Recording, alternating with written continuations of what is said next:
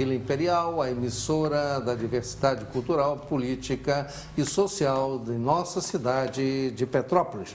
Boa noite ainda aos internautas que nos assistem em todos os cantos deste planeta azul, seja pela web em www.tvvilaimperial.com.br ou ainda pelo YouTube, em youtube.com/Dossiê História, onde postamos nossos programas já passados. Finalmente, boa noite aos navegadores da NET, que acessam a nossa fanpage em facebook.com/Dossiê História ou pelo e-mail dossiehistoria@gmail.com. Hoje, sexta-feira, 21 de outubro de 2016, programa ao vivo. Ele é sempre levado ao ar às sextas-feiras a partir de 20 horas e 30 minutos, reprises aos sábados e domingos a partir de 22 horas e 30 minutos. Durante a semana ainda temos as playlists da emissora em horários de sua conveniência. Estamos também no canal 5 da NET, onde há uma programação a critério da empresa, com as suas playlists no canal 5 da NET. Muito bem, meus amigos, hoje recebemos aqui Flores da Praça. Flores da Praça pelas mãos mágicas do criador e artista dos arranjos decorativos, Felipe Cecílio, que nos brindou com esse lindo buquê de flores a decorar nosso cenário. Flores da Praça, situada no Shopping Barroso Expansão, na rua Dr. Nelson Saerpe, número 95, térreo, sob a gerência do empresário Tiago de Souza Martins.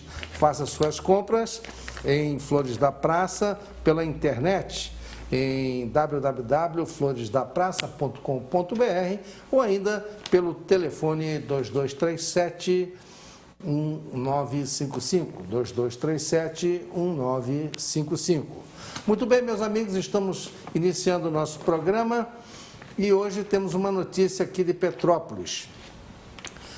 As notícias petropolitanas dão conta de que os bens do prefeito Rubens Bom Tempo foram bloqueados por determinação do juiz Jorge Luiz Martins Alves, da 4ª Vara Civil de Petrópolis, em ação movida pelo Ministério Público Estadual, que condenou o prefeito Rubens Bom Tempo a ressarcir o cofre público municipal em R$500 mil, em virtude de ter o prefeito Bom Tempo desviado essa importância dos recursos do Fundef, que haviam sido destinados exclusivamente à educação.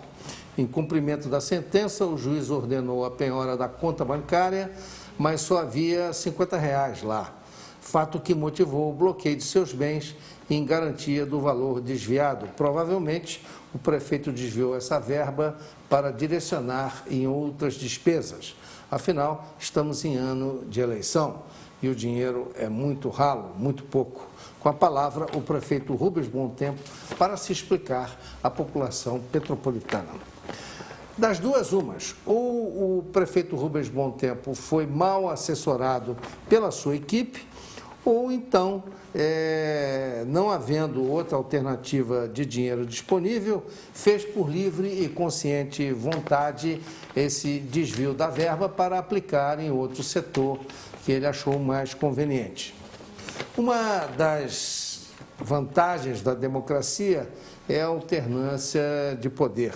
Por melhor que seja um governante, por, sinceramente, governar uma cidade ou governar qualquer coisa por 4 mandatos, já tem 2 consecutivos e um alternativo, agora quer mais um, é sempre um problema muito sério, porque muito tempo no poder cria, e nós temos essa experiência recente, cria vícios, gordura, prepotência, preguiça e aquele famoso complexo de divindade, sensação de impunidade. Acho que está na hora de trocar o comando da prefeitura. Infelizmente, o PSB poderia ter escolhido um outro candidato dentro das suas hostes políticas, mas preferiu o Dr. Rubens Bom Tempo para vir mais uma vez como candidato da sigla. Muito bem, a segunda notícia a destacar vem da Venezuela. Parentes e familiares de presos da Penitenciária Geral da Venezuela estavam proibidos de visitar os presidiários. Bilhetes e fotos vazaram às agências internacionais de notícias e a verdade emerge. Vamos ver o vídeo, é realmente horripilante. Parece coisa lá da Alemanha, daqueles campos de concentração nazistas. Necesitamos la medicina la necesitamos, no nos la quiten, no hombre, por favor, ayúdenos. Mire cómo estamos en el estado. Vean exactamente en el estado que estamos. Mire este señor. Esta medicina urgentemente lo más pronto posible. No podemos. Bueno, así amaneció hoy lunes, 3 de octubre. ¿Ve? Ya con un fallecido ya de... Bueno, él estaba enfermo de tuberculosis. Lo que pasa es que se acaba de morir porque no hay... Se le acabaron las medicinas. Y como él, hay 25. Quiero que Venezuela entera sea testigo de los testimonios de ellos mismos. Para que vean cómo están estos hermanos. Este que está aquí no se puede levantar, hijo. Por favor, ten conciencia. Dios está con nosotros, papá. Dios está con nosotros y nos ayuda. Yo lo voy a ayudar también. Ya ustedes van a ver. Todos los medios de comunicación van a ver que esto es cierto, que esto es real. Todos los medios tienen que ver todo esto, ¿vale? Véanos y pónganse en nuestro lugar. Véanos cómo estamos. Mira cómo estoy. No puedo ni moverme. Sentado un maldito todo. La medicina, no tenemos nada. Mira cómo está ese señor, mira cómo está este muchacho. Aquí no me aguantó unos días más. A ver, aquí no estamos ya que perdemos la vida.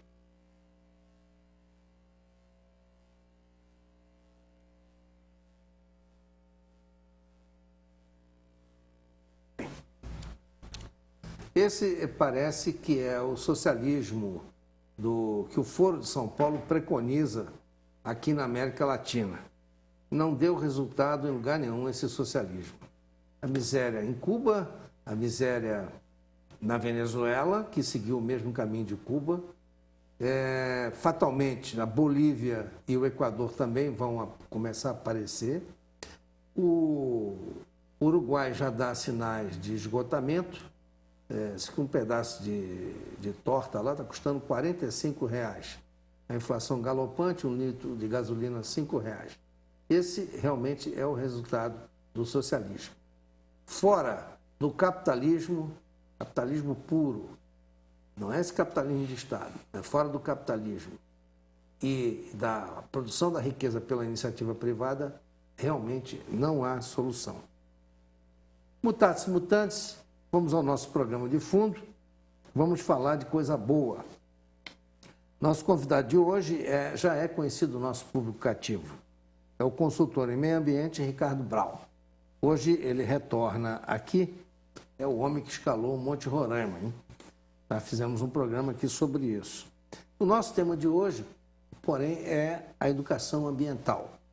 O Ricardo vai apresentar para nós o plano de educação ambiental que foi elaborado para o estado do Sergipe, mas que serve para nós aqui em Petrópolis. Então, nós vamos conhecer esse plano de lá, fazendo uma analogia do plano ambiental lá de Sergipe, visando o turismo para com Petrópolis, para que a gente possa aqui desenvolver ideias de como o turismo pode ser desenvolvido junto com uma educação ambiental. Ele vai mostrar os prós e os contras do turismo em relação ao meio ambiente hoje. Boa noite, Ricardo.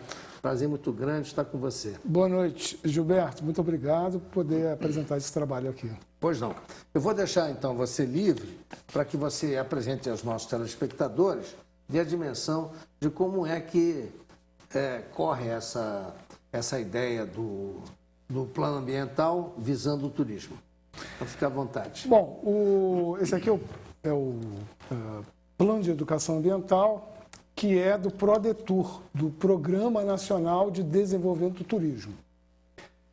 E esse programa nacional tem vários capítulos regionais. Um deles é a Costa Sergipe, que tem o Polo Velho Chico e o Polo Costa dos Coqueirais.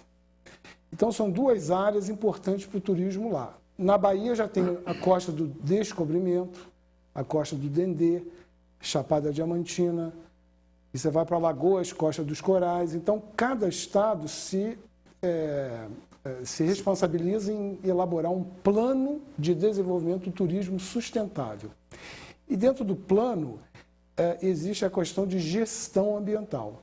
Então, você tem que ter gestão ambiental, que é uma das obrigações do Estado, porque o dinheiro é empréstimo do BID, Banco Interamericano de Desenvolvimento, que vai para o Estado e o Estado gerencia esse recurso. E dentro das áreas prioritárias está a questão de gestão ambiental. E dentro da gestão ambiental está a educação ambiental. Porque você tem o turista e você tem as comunidades que vivem nos atrativos turísticos. Então é necessário que essa comunidade esteja preparada para receber o turismo, deixar o ambiente preservado, a cultura preservada, o folclore preservado, deixar aquela comida típica das regiões costeiras e da região do sertão. A gente teve agora a novela do Velho Chico. Então, uma das áreas de turismo é aquela ali. Inclusive, nós fizemos levantamentos de campo lá em Canindé de São Francisco, Poço Redondo, Curralinho, Santana de São Francisco, todas as regiões onde eles fizeram tomadas da novela. Então, o plano ficou pronto depois de 1 ano, mas ele era para ser feito em menos tempo. Você tem que terminar uma fase, entrega o documento, é analisado pelo governo, manda para a Secretaria Estadual de Meio Ambiente, Secretaria de Educação, volta, o consultor tem que fazer ajustes, aí tem que ter validação pública. Então, depois que o documento está preliminarmente pronto, é feita uma validação pública, chamando todos os atores sociais, os stakeholders, para discutirem o plano. Então, são várias etapas, né? E a mais interessante foi ir a campo. Quer dizer, ir a campo e conhecer aquelas belezas de Sergipe, que é um estado relativamente virgem, não tem muito turismo e áreas intocadas, belíssimas, né? É diferente da Bahia, que já tem um turismo consolidado e até um turismo de massa. Já Alagoas também. Você tem ali, para a região do São Francisco, tem Piranhas, que é uma cidade histórica, Dom Pedro esteve lá, inaugurou uma linha férrea, tem prédios históricos muito interessantes, e tem a parte do litoral. Mas Sergipe sempre foi, apesar de Dom Pedro ter estado lá também, né? Eu conheci em Aracaju, lá o cais onde ele desembarcou. Eu conheço bem o interior de Sergipe também, já estive por lá, naquele sertão. E realmente é um estado muito lindo, muito bonito. Muito bonito e com a vocação atual de fazer um turismo sustentável, ou seja, aquele que vai deixar os recursos naturais, os recursos socioambientais, culturais para as presentes e futuras gerações. Agora, nós temos aí fotografias, temos um vídeo. Como é que você quer começar? Pelas fotos ou pelo vídeo? Você pode começar pelo vídeo primeiro. Vídeo, a gente vai comentando, né? O vídeo, então, os microfones abertos, aí você já vai comentando. Ok. Porque é o roteiro da sua palestra também, né? Isso. Pelo que eu observei. Bom, então aí está o plano aí, né? Ele foi elaborado, é o plano final, né? Então ele tem 190 páginas e contém todas as informações sobre os projetos, né, ambientais. Sim. São mais de 33 projetos ambientais. E eu tive a grata satisfação de trabalhar com a Roberta Mendonça, que é minha companheira, minha esposa, que atualmente está na Bahia fazendo trabalhos de reuniões participativas. Então, isso aqui é uma imagem do problema que está acontecendo no mundo. Por exemplo, na África você tem exploração da biodiversidade, excesso de passeios com animais como elefantes. Aqui é o Lagoa Azul da Ilha Grande, que é uma maravilha, é uma pérola que nós temos aqui. no Rio de Janeiro. E aí nessas imagens você vê o excesso de turismo e o excesso de lixo, que isso é um problema que tem que ser sanado porque você afeta o atrativo turístico, né? Então isso é o lixo flutuante, ocorre um lixo flutuante em todo o Atlântico e parte do Pacífico, é um grande problema, um lixo internacional. E aqui um exemplo de um torcedor japonês coletando lixo após o jogo do país dele com outro país, na Copa do Mundo aqui no Rio. Isso é o exemplo máximo de pessoas conscientes. Então, a educação ambiental veio do Tbilisi, que foi uma reunião intergovernamental sobre educação ambiental, e nós temos o PRONEA, Programa Nacional de Educação Ambiental. Aí está Sergipe, né, o mapa, imagem do Google de Sergipe, e Sergipe tem problemas também, né? Por exemplo, aquele passeio em Xingó, que é na barragem de Xingó, existe uma certa quantidade excessiva de gente lá. Então, esse mapa mostra a costa, a região, e no outro mapa da direita, a região do São Francisco, que é o Polo Velho Chico. Você tem uma série de informações, de pesquisas que nós fizemos sobre índice de desenvolvimento municipal dos diferentes municípios que nós avaliamos para ver o potencial da educação ambiental. E lá é interessante que tem 3 áreas bem marcantes: a Caatinga, a Mata Atlântica e a zona litorânea. Então, é uma região com diversidade, biodiversidade. Isso atrai muito o turista, né? Ele quer ver o que existe na região e, obviamente, também a cultura do local, os alimentos. Isso aqui foi um trabalho de campo em Curralinho, que é uma região, uma pequena vila que existe lá no sertão. Inclusive, eu acho que a Globo fez umas tomadas lá. E esse é um site que nós temos informações todas sobre o plano, foi sendo atualizadas para informar os agentes sociais. Então, nós fizemos entrevistas semi-estruturadas com diversos atores sociais em diversos locais desses municípios dos polos. Nós mapeamos tudo, tiramos coordenadas e pegamos esse material e organizamos, né? Esse material organizado depois foi analisado. Nós tivemos um módulo de oficina participativa com mais de 75 grupos de trabalho, né? Pegamos bastante, um percentual grande da representatividade da sociedade desses diversos municípios que vão participar do turismo. Então, isso aí é uma foto da dinâmica que a gente fazia durante essas oficinas, né? Como desvendar esse nó de mãos que são os problemas ambientais. E essas 2 fotos mostram muito bem os grupos de trabalho para preencher os questionários que nós colocamos. E essa foto mostra quase todas as oficinas, né? Então, foram mais de 12 oficinas, reunindo mais de 250 pessoas, né? Então, pessoas representativas da sociedade. Tivemos um relatório, um dos volumes do trabalho, o relatório das consultas públicas, né? Que é necessário você obter informações das pessoas, e aqui são dados estatísticos, né? A partir desses questionários, nós trabalhamos em dados estatísticos para ter uma base de como montar o plano. O plano é baseado nessas informações. Aqui é uma rede de atores sociais que nós levantamos, obviamente bem sintetizada, que são aqueles que vão ajudar a desenvolver esse plano. O plano não pode ser pelas autoridades somente. Então, foi tudo mapeado, foi tudo, digamos assim, listado. Quem é participativo, quem vai ser ativo. Então, a gente precisa de grupos ativos, ONGs, municípios, né? E algumas fotos do Pantanal sergipano, da arquitetura típica do interior, de uma agrofloresta. E aqui os 3 ícones, né, de Sergipe: Padre Cícero, Lampião e o Padre Frei Damião. Então, são figuras importantes na cultura sergipana que a gente está utilizando para a educação ambiental. Os preceitos do Padre Cícero, as dicas, estratégias do Lampião na Caatinga para não desmatar, não fazer uma série de coisas. E lá existem problemas, por exemplo, som alto, lixo na praia, plástico, excesso de gente nas romarias, nas festas religiosas, que geram um passivo ambiental de muita sujeira. Esgoto, barcos na praia, desmatamento para o artesanato de cerâmica. E aqui é uma foto da validação pública. Uma vez que a gente tinha o trabalho preliminar, a gente fez a validação de capacitação dos atores sociais. Então, por exemplo, operadores de turismo, pessoal ligado a museu, pessoal ligado a serviços e hotéis. Então, todo esse pessoal tem que ser capacitado para o turismo sustentável. Então, essa capacitação se deu, ainda não está sendo executada, mas nós, nas oficinas, a gente dava treinamento. Nós demos treinamento para professores, para atores sociais. E agora, com a execução do plano, vai ter capacitação de 20 horas curso, diversos cursos em diversos municípios.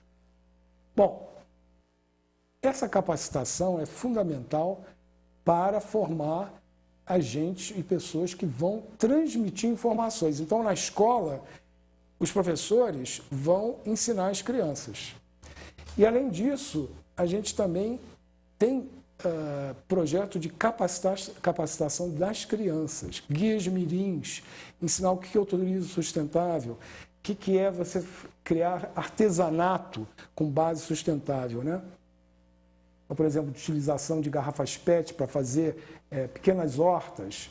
Aqui já é o padre Cícero, desculpe, o padre Cícero e a questão cultural dele dar a mensagem. O próprio padre Cícero já tinha isso, né, esses preceitos do padre Cícero. Ali uma unidade móvel, a bicicleta que gera energia, a reciclagem, os chuveiros, quer dizer, vai ter chuveiro movido a bomba quando as pessoas saírem da praia dos atrativos. O turismo de base comunitária, a comunidade recebeu o turista para ver como é que ela vive. A alimentação, as festividades.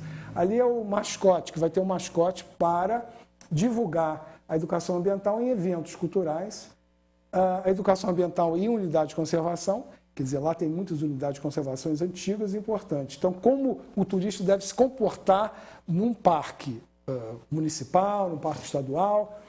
E esse é o centro de referência do cangaço, que vai ser na Grota do Angico. Ele vai ser todo bioconstruído, com energia alternativa.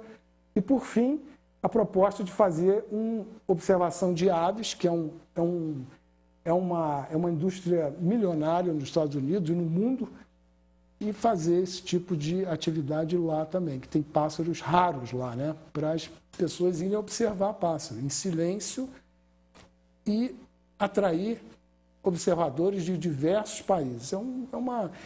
Isso gera bilhões de dólares, segundo... São os chamados clubes de observação. Ornitólogos. Ornitólogos que vêm estudar pássaros raros, observar, tirar fotos, né? É muito interessante. Isso aí é acoplado à hotelaria, de tipo pousada, em lugares turísticos estratégicos, onde esses pássaros podem ser observados. Né? No caso lá é uma floresta particular que existe em Crasto, que é em Santa Luzinha do Itaim. Fica ao sul ali da fronteira com a Bahia. Né? Ele é uma área fantástica. Tem um macaco que socorre lá e tem essa floresta maravilhosa e que não está sendo muito bem aproveitada. Ela é apenas pesquisada pela Universidade Federal de Sergipe. Então, a ideia é desenvolver um local, santuário para observação de pássaros, e trazer gente fora. Mover a economia em torno disso, né? Pois é, agora fazendo uma analogia disso, você já concluiu essa observação, mas tem mais coisa para você ainda Isso, eu posso fazer uma relação... mas pode fazer aí uma analogia, por exemplo, essa coisa dos pássaros e da educação ambiental para Petrópolis, porque nós aqui também somos muito vítimas dessa ação anômala de agressão ao meio ambiente. Você faria aí alguma analogia dentro disso que você já colocou para Petrópolis, que é uma cidade que tem características de turismo histórico, turismo ambiental, enfim, uma série de turismo que se assemelha àquele que se faz lá no Sergipe. Você vê, eu vou dar uma visão global, né? Eu até mostrei uma imagem do globo, né? Pensar globalmente, atuar localmente. Então, as Nações Unidas, em 2010, ano da biodiversidade, lançou umas estatísticas alarmantes, do tipo, em 2050, todos os corais estarão extintos. Então, você não vai ter vida no mar. Sem coral, não há vida no mar. 70% das espécies florestais estão em processo de extinção. 35% das aves e assim vai. Então, essas estatísticas mostram o seguinte: nós dependemos da natureza. Se a natureza não existir, nós sofreremos. Faltará água, faltará alimentos, faltará biodiversidade para, inclusive, a agricultura. Então, a gente vai no supermercado e compra, mas isso depende de água, depende de solo, depende da biodiversidade se interagindo, de polinização. Então, Petrópolis tem uma bela, digamos assim, amostra da Mata Atlântica, bioma Mata Atlântica. Mas não é tão valorizada como deveria, porque você vê a ocupação desordenada nas encostas, em áreas de preservação permanente. No momento que você vai diminuindo a área florestada, você tem riscos de queda de barreira, porque a floresta segura a água. Ela faz infiltrar a água lentamente e vai para os mananciais hídricos, aí você tem água. Então, você não protegendo as áreas verdes, você tem problemas que podem decorrer a longo prazo. Como eu te falei, o desmatamento leva à queda de encostas, a água ela corre e escoa o solo e você perde a biodiversidade. Então, por exemplo, aqui em Petrópolis poderia ter um clube de observação de aves. Já se tentou implantar isso lá no Bonfim, lá na fazenda do sítio, me esqueci o nome agora, mas adjacente ao Parque Nacional, é o Shiva Ashram. Mas não houve interesse ou motivação para que desenvolvesse esse tipo de projeto. As pessoas geralmente vão aos locais como se fosse um playground, um local para brincar, para se divertir. E não sabem que a preservação é de uma amostra do bioma, que é muito importante para as presentes e futuras gerações. Então, Petrópolis poderia valorizar mais isso em termos de conscientizar a população de que o que nós temos aqui é uma pérola de natureza, e que isso está se degradando pouco a pouco. É verdade. Mas se você quiser continuar, eu interrompi você. Mas se você quiser então, você vê essa iniciativa de Sergipe, que vai tentar integrar toda a questão ambiental na cadeia produtiva turística. Por exemplo, se você for a um hotel, você pode minimizar ou neutralizar a sua pegada de carbono. Por exemplo, você usa um ar-condicionado, usa eletricidade, você está emitindo CO2 para a atmosfera. Você pega um carro e se desloca de um lugar a outro, 10 quilômetros, você já emitiu 2,5 kg de CO2. Então, nós poluímos no dia a dia. Então, se o turista quiser minimizar a pegada de carbono dele, pelo uso de energia, pela geração de esgoto, ou por uso de automóveis, etc., ele pode fazer isso, vai ser uma prática. Então, se ele quiser carregar seu celular com uma bicicleta que produz energia, ele pode fazer isso. Então, é a consciência de que a energia não vem fácil e que você pode colaborar. Então, a gente também bolou o seguinte: a pessoa que sai da praia, em vez de tomar uma chuveirada com uma bomba elétrica, ela vai poder bombear a água e tomar um chuveiro com a água que ela bombeia manualmente.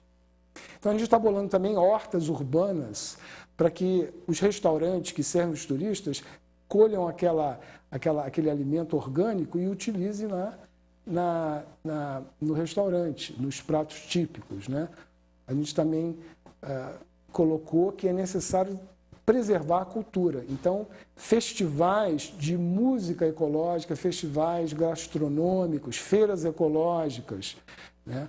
Tem uma unidade móvel que vai circular com teatro, com poesia, vai circular com informações para aquelas populações que recebem o turista, mas não têm acesso direto a esse tipo de informação.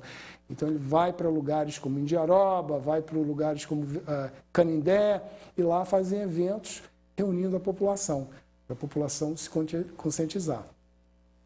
Aí tem a parte de as mídias sociais, utilizar a mídia social, marketing ecológico em grandes eventos. Por exemplo, você tem a Bauern Fest aqui em Petrópolis, né? Mas você não vê um marketing voltado para a questão de reciclagem. Tem reciclagem, mas a pessoa que bebe a cerveja, ela sabe que talvez tenha algum lugar para colocar a reciclagem, mas isso não está dentro do processo. E lá ocorre a mesma coisa. São Cristóvão, que é uma cidade super antiga e toda preservada pelo IPHAN e pela Unesco, eles têm uma mega festa religiosa que vem fiéis de todo o Brasil, muito do Nordeste, e deixam toneladas de lixo. Lixo, latas, esgoto. Então, é necessário conscientizar o povo de que, se você está fazendo uma romaria para Deus, para o santo também quer que preserve a natureza. Então, é necessário ter essa conexão. O padre Cícero já fez muito isso. Essa conexão. Se você fizer, ele está te vendo. Né? Agora, naquela região também tem um outro problema que eu observei e sofri muito na viagem, porque eu fui lá fazer um documentário em Canudos, né? Sobre Antônio Conselheiro, e aí eu saí de Aracaju e fui direto para o sertão da Bahia, e mais pelo o centro-norte, né? Do sertão da Bahia. E dei uma volta grande e fui. Na volta, eu já vim margeando São Francisco, né? O Rio São Francisco. E desci entrei em Alagoas, um pouco de Pernambuco, de Alagoas, e desci pelo norte de Sergipe. Fiquei uma noite hospedada ali uma cidade até muito interessante que tem ali. Canindé? Não, Piranhas? Onde tem a represa lá. Xingó. Não. Eu agora esqueci o nome, daqui a pouco eu lembro. E eu Paulo Afonso? Paulo Afonso. Paulo Afonso, aliás, uma cidade próspera e girando muito dinheiro. E eu até perguntei ao comerciante, por que essa prosperidade aqui? Né? E ele disse, não, aqui a região é rica, mas uma coisa que está beneficiando muita gente aqui é o Bolsa Família. E realmente o Bolsa Família naquela época tinha sido distribuído sem critério nenhum para todo mundo, né? Tem até político com Bolsa Família, né? E aí gerava muito dinheiro ali naquela região. E muitas feirinhas, muita coisa e tal. Mas na viagem, à noite, viajando à noite para Paulo Afonso, saindo de Canudos, eu dei uma volta enorme e eu observei um problema sério que tem na estrada, que são os jegues, que foram abandonados porque o pessoal do lado do interior da roça lá, eles usavam o jegue como instrumento de condução, né? Era a sua condução, ou no lombo ou na carroça, né? E com essa coisa da moto, né? Todo mundo hoje tem uma motocicleta, os jegues foram abandonados na beira da estrada e o camarada hoje anda de moto. Então aquilo tem causado inúmeros acidentes naquela região. Cuidado, pessoal, que vai viajar para o Nordeste com os jegues na beira das estradas federais. E eu de noite, estava muito escuro mesmo, e o carro não tinha um farol lá, grande coisa, e os jegues, eu estava preocupadíssimo com os jegues, porque a toda hora eu via aquele bando de jegues na beira da estrada, volta e meia um estava atravessando, é uma loucura aquilo, e já tem causado muitos acidentes. Quer dizer, isso também é um dano ambiental para a região. Primeiro, porque o jegue não faz fumaça, né? Uhum. Segundo, que aquilo foi assim uma quantidade enorme de pessoas que hoje já andam de motinho ali naquela região, né? Então, é poluição de motor e os jegues na beira da estrada provocando acidentes. São jegue e os bodinhos. Quer dizer, ali tem muito bodinho, né? O pessoal lá come bode. O pessoal come bode. É uma carne muito boa. Então, eu conheço, felizmente, eu tive essa sorte, eu conheço todas as barragens que tem no Rio São Francisco. Eu conheço Três Marias, conheço Sobradinho, eu conheço Paulo Afonso, Xingó e tem mais uma que eu esqueci o nome, que fica entre Pernambuco e Chesf, Pernambuco e Bahia. E eu andei muito naquela região e lá tem um problema, além do bodinho e do jegue, você tem os assaltos. Na região de Serra Talhada, Exu, lá onde a região de Exu e descendo depois São José do Egito, toda aquela região de Pernambuco ali é região, e ao longo do São Francisco, região de plantação de maconha. Então, ali é muito crítico e os ônibus andam em comboio à noite. Né? Exatamente. Aliás, o conselho que eu recebi foi isso, olha, você quando chegar de noite, você para. Só que eu corri muito na estrada para sair da região onde tinha os assaltos. E depois que você quer para a direita e vai em direção a Paulo Afonso, você já sai daquela zona dos assaltos. Mas ali realmente é muito escuro à noite. E tinha os caminhões todos em comboio. Eram 5 horas da tarde, já estava começando a escurecer, e está todo mundo em comboio ali. Era impressionante. Isso é uma realidade. Mas com o turismo existe também mais policiamento, porque ele sabe que o turista precisa de segurança. Então, isso observa em Fortaleza, em Recife e os outros locais. Sempre a polícia está presente para garantir que o turista tenha ele possa usufruir sem problemas. Né? E isso tem melhorado. Mas quando vem um turista, vem também o assaltante. É um problema social. Então, a ideia da educação é inclusiva, é incluir as populações de baixa renda no turismo. Por isso que o turismo de base comunitária. Já desenvolvem lá em Sergipe alguns pontos, e é incluir e não marginalizar essas comunidades, que isso aconteceu em Jericoacoara. Eu fiz um trabalho em 2006 para o Ministério do Turismo, em Jericoacoara, ao longo de toda aquela costa norte de turismo, que vai até Maranhão. E lá em Jericoacoara, o que aconteceu? Eles quiseram criar resorts grandes e veio também a máfia italiana. Teve um mafioso que casou com uma mulher local, se tornou prefeito de Jijoca de Jericoacoara. E veio a máfia, e veio as drogas, e a marginalização das comunidades, a prostituição. O governo, naquela época, não pensou em incluir essas comunidades, e sim excluir. Queremos construir resorts, vêm os resorts, constrói aeroporto, vêm os turistas. E eles esqueceram das pessoas locais. Então, hoje em dia, já se pensa em incluir essas pessoas, treiná-las, educá-las, e elas desenvolverem o turismo de base comunitária, porque vem muitos turistas querendo conhecer o modus vivendi das comunidades. Então, são erros que acabam sendo corrigidos somente muitos anos depois, né? Então, esse foi um caso. Muito bem.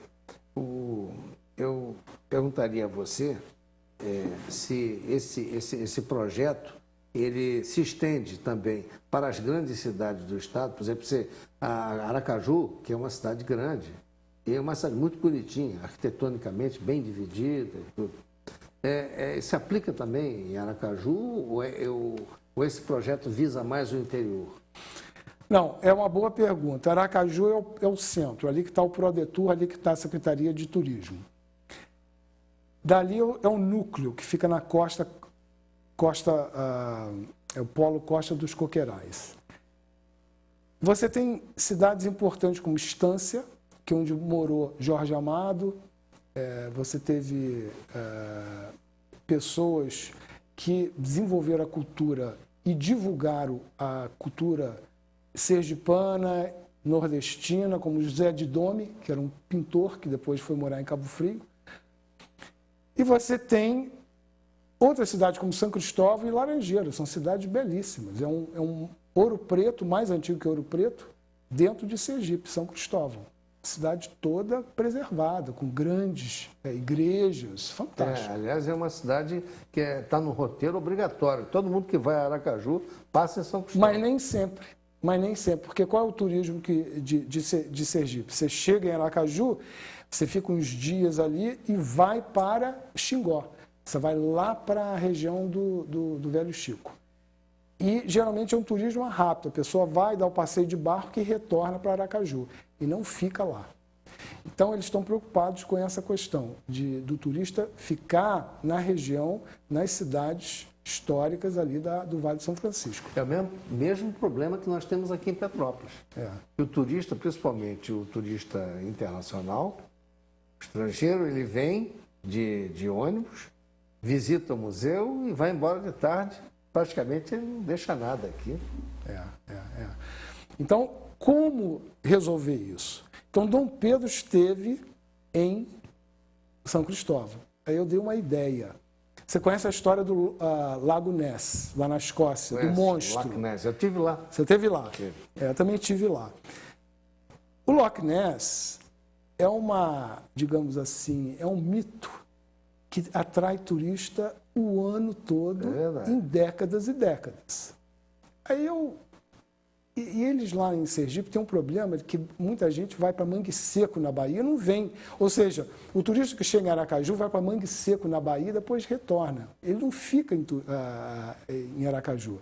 É uma competição muito grande. Aí eu falei assim, por que vocês não inventam alguma coisa aqui? Pega um canto assim de São Cristóvão, fala assim, ó, Dom Pedro esteve aqui, ele fez pipi na rua, nesse ponto. Pronto.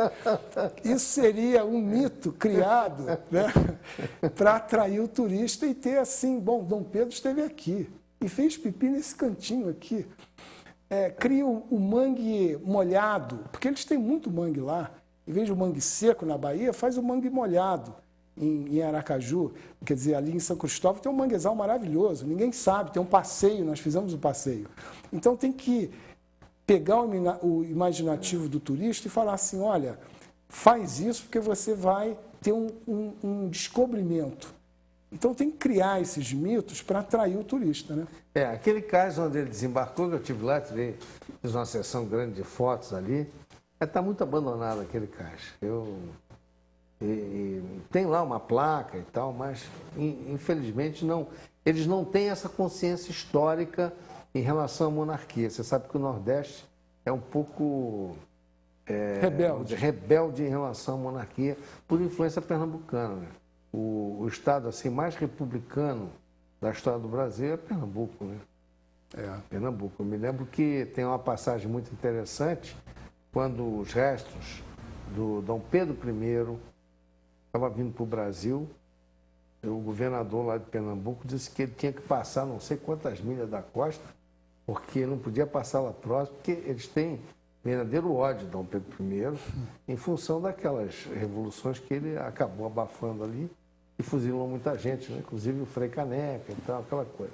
Então tem essa mitologia em relação aos nossos monarcas, né? Em função dessa marca. Então, me parece que aí há um pouco de rebeldia nesse sentido. Talvez, se fizesse isso com a passagem do Lampião por algum lugar, talvez essa mitologia seria O Lampião é uma figura carismática demais, é o herói deles, é o herói. E a gente, observando, a gente viu que seria interessante gerar uma relação entre meio ambiente e o Lampião. Então, essa questão cultural, a gente colocou aqui que seriam não os preceitos, mas as estratégias de Lampião na Caatinga. Então,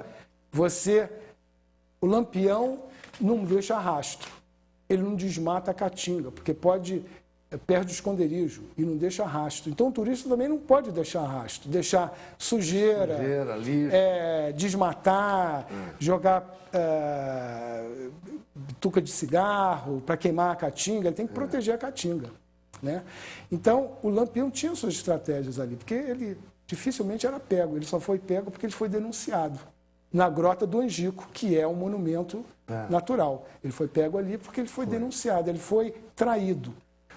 Mas ele é um ícone lá, tem um dia de Lampião que vai um grupo imenso, que até mostrou no Jornal Nacional, o grupo folclórico que dança pró-Lampião, que dança as músicas típicas, né? o chachado.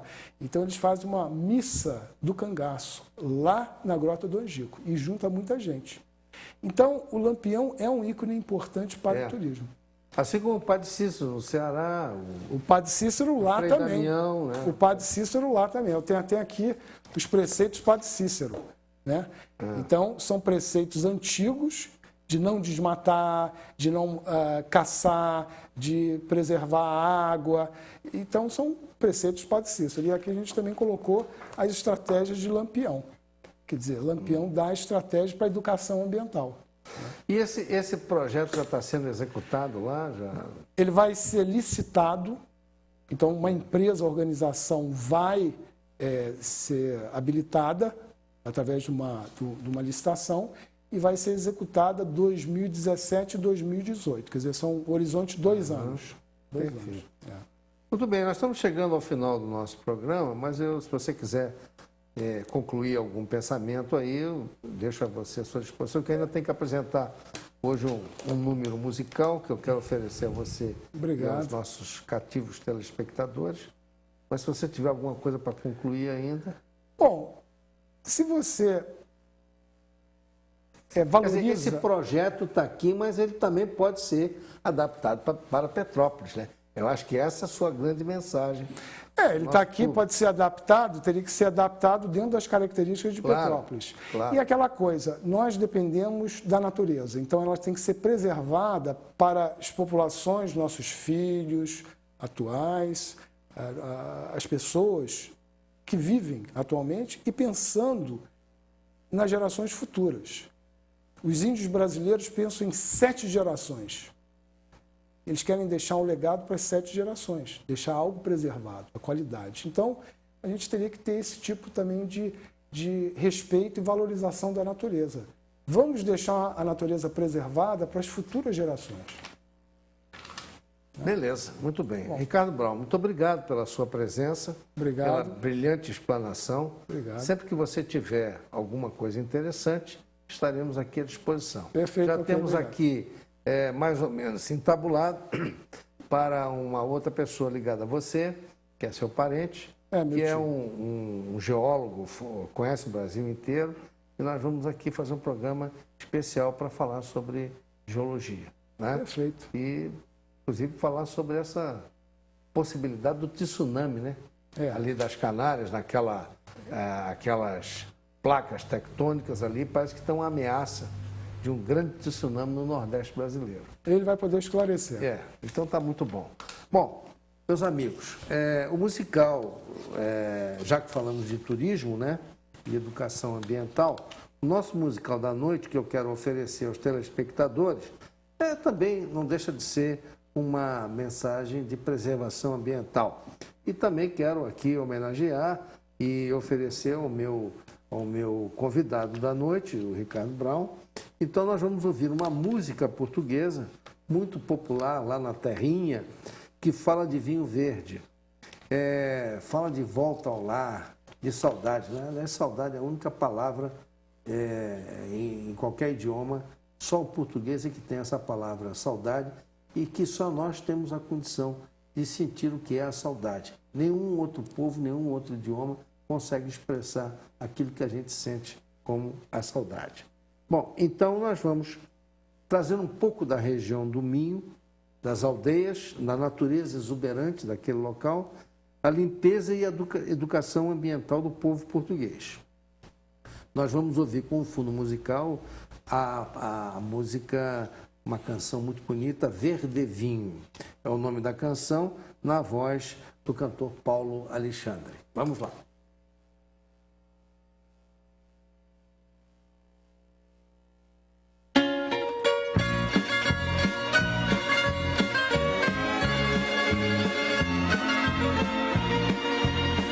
Ninguém na rua na noite fria, só eu e o luar. Voltava a casa quando vi que havia luz num velho bar. Não hesitei, fazia frio e nele entrei. Estando tão longe da minha terra, tive a sensação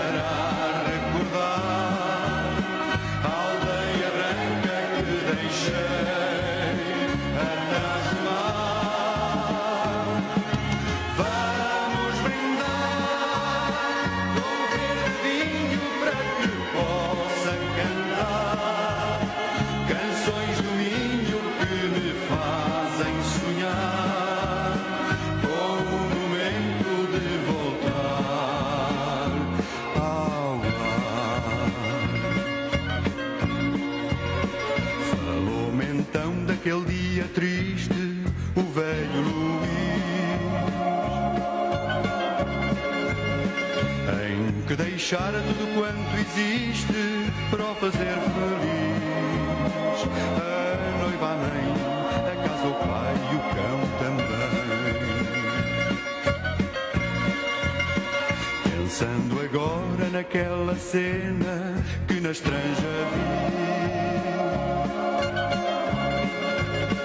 recordo a mágoa, recordo a pena que com ele vivi. Bom português, regressa breve e vem de vez. Vamos brindar com vinho verde que é do meu Portugal.